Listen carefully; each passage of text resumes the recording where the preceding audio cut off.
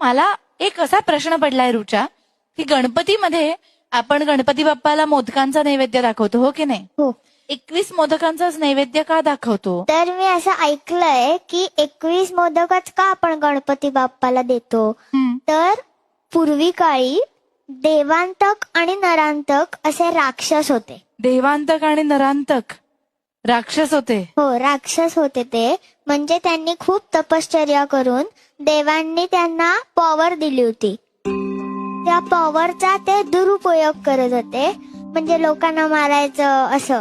जसं रावणाचं हनन करण्यासाठी राम बाप्पांनी जन्म घेतला, कंसाचं हनन करण्यासाठी कृष्ण बाप्पांनी जन्म घेतला, तसाच देवांतक आणि नरांतक ह्या दोघेही राक्षसांना त्यांच्या वाईट वृत्तींचं हनन करण्यासाठी कश्यप ऋषी आणि आदिती माता ह्यांच्या पोटी विनायक नावाचा, म्हणजे गणपती बाप्पांनी विनायक ह्या नावाने जन्म घेतला आणि त्यांचं हनन करायचं म्हणजे युद्ध होणार ना. हो. तर त्यांनी 20 सैनिक घेतले. तर आता 20च का? कारण पूर्वीच्या काळी 10 हाताची बोटं आणि 10 पायाची बोटं असे मिळून 20.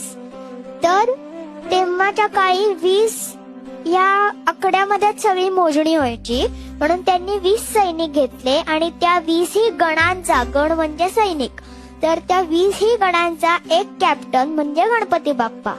तर असे 20 अधिक 1 21 म्हणून त्या प्रत्येक सैनिकाला, त्या प्रत्येक गणाला आणि बाप्पांना, म्हणजे बाप्पाच 21 मोदक नाही खात, बाप्पा एकच मोदक खातो, पण एक मोदक एका गणाला असे मिळून आणि एक गणपती बाप्पाला असे मिळून ते आपण 21 मोदक, 21 लाडू, 21 दुर्वा, 21 करंजा असं सगळं 21 आकड्यामध्ये त्यांना आपण अर्पण करतो.